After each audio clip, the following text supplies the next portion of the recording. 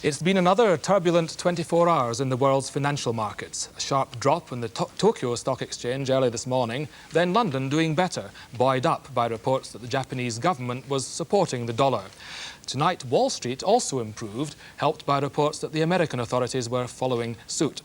Today had been billed as the day the dollar would collapse, dragging world stock markets down in its wake. But central banks around the world had been well primed, perhaps spending as much as $1 billion to support it, with some effect. In New York tonight, the dollar closed against the yen at 122.6. That's up 1.6 on Thursday's close before the New Year holiday. Against the Deutschmark, it closed at 1.586. That's up more than a pfennig. And against the pound too, it was strong at 1.874. That's a gain of over a cent. In Paris, a French business magazine claimed that the French finance minister had said that the major industrial nations secretly agreed before Christmas to support the dollar, and today's moves seemed evidence, he said, of that agreement.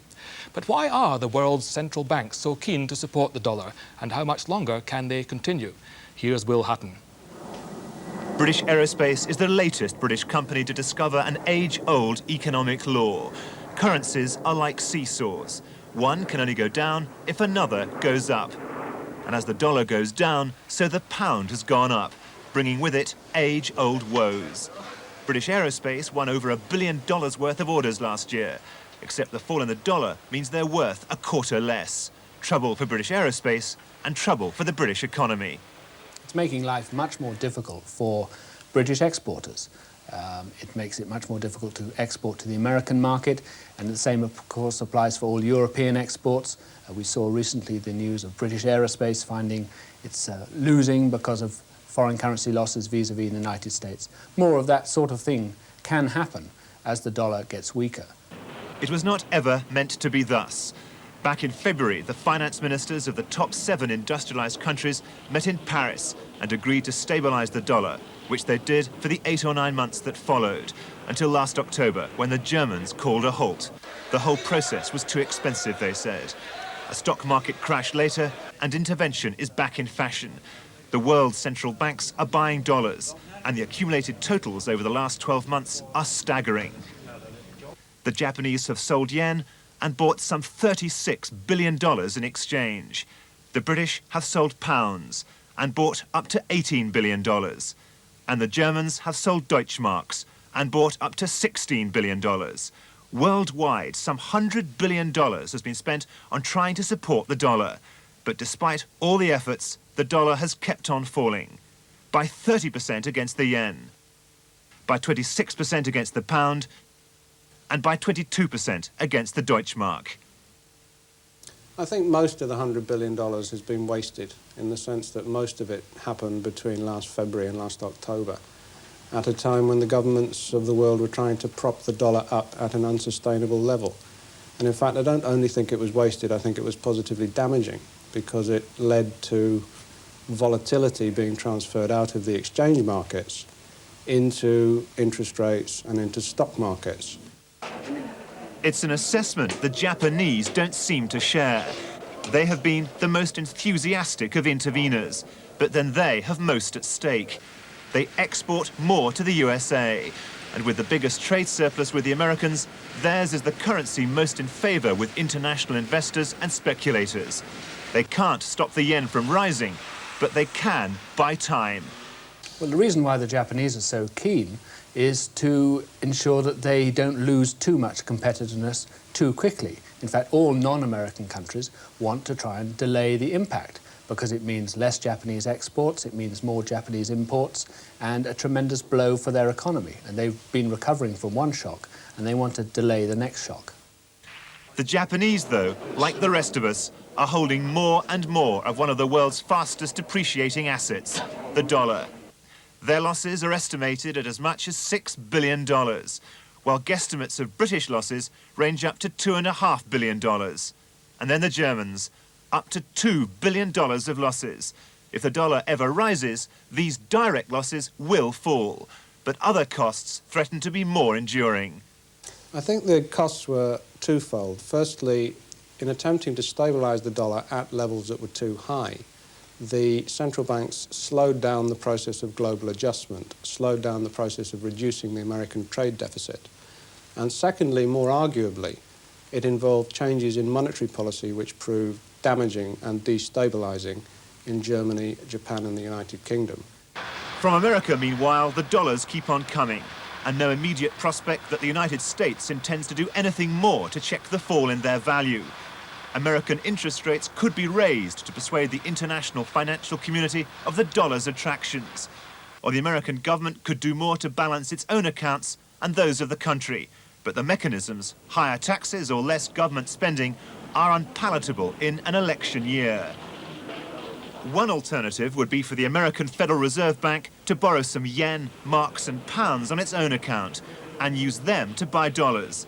Then the Americans too would risk some losses. The United States could join the dollar support operation if it chose, but so far it's gambled on leaving it and its costs to foreigners. Well, it's really a question of who blinks first, whether America changes its policies or whether Germany and Japan change their policies. And over the last few weeks, it's been trying to put pressure on America to come up with its policy changes. But all the policy changes so far have come from Europe and from Japan, and that's the way things are going for the moment. But eventually, I think America will have to change its policies. We will have to have Reagan bonds or some sort of foreign currency borrowing from the United States, and we probably will have to have rising dollar interest rates. Those two are the most likely possibilities. Out of financial mayhem, there may yet be benefits. A lower dollar promoting American exports, whilst at the same time compelling the Americans to take action they'd rather avoid. News that the Federal Reserve may have been buying the dollar today helped Wall Street's rise this evening. Mayhem, though, is unpredictable and catching. The results of the continuing financial upheavals could just as easily be a global recession. No one knows, and more unsettling still, no one can know. Will Hutton reporting. In a minute, we'll have a report on Mrs. Thatcher's new cabinet secretary and the changing nature of his job. But first, the rest of the news tonight. And Mrs. Thatcher herself has arrived in Kenya at the start of a visit that will take her to 2 African countries. She has already repeated her strong opposition to economic sanctions against South Africa.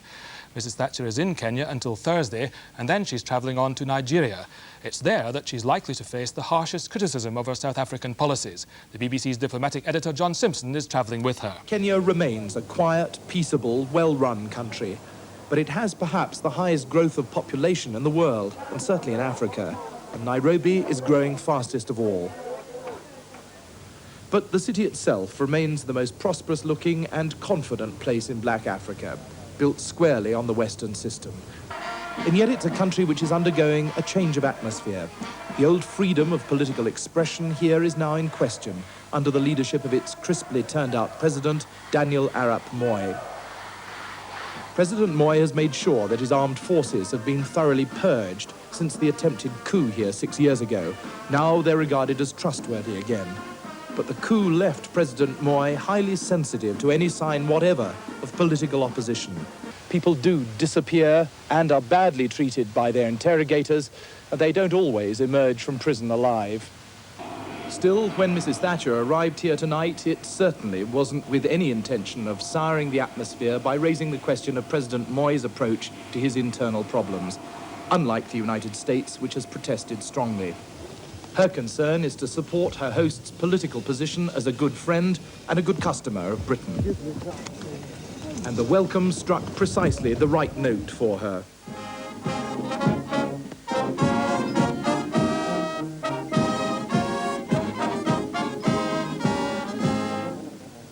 For the first time, Mrs. Thatcher is demonstrating in public a personal involvement in Africa. If this tour of hers goes well, there may be others elsewhere in Africa, and African affairs could become an important concentration for her. The process might even lead her one day to South Africa itself to try her hand at getting political change there. But for now, Kenya is the one useful and sympathetic place for her to start an African safari. About 20 Iranians are still on hunger strike outside the French embassy in London, although several of them were taken to hospital today after collapsing. Their protest has gone on now for 20 days. They are angry at the French government's decision to expel a group of Iranians to Gabon in West Africa. The Soviet government is reported to have passed a new law which will make it a crime to commit people who are not mentally ill to a psychiatric hospital. The official news agency TASS says this is to protect citizens against what it calls errors and malpractices in psychiatric medicine. A phone caller claiming to belong to a Kurdish separatist group says it blew up a West German airliner on Saturday with the loss of 16 lives. They also say they killed a West German diplomat in Paris today. His body was found together with a note from a Kurdish group containing a list of grievances against the West German government. The diplomat was on his way from the consulate to his home early this morning when he was shot in the chest on an isolated footbridge. Part of his work was to deal with Kurdish problems. A French freelance journalist, Alain Guyot, has been given a 10-year sentence by a court in Afghanistan for alleged spying. This has been condemned by the French government as an attempt to intimidate foreign journalists covering the war. The two contenders for the leadership of the National Union of Mine Workers met on the hustings for the first time tonight. Arthur Scargill and John Walsh held the meeting in a traditionally moderate area, Northumberland. And with just under 3 weeks to go before the deciding ballot, both men were keen to hammer their message home. Tony Baker reports.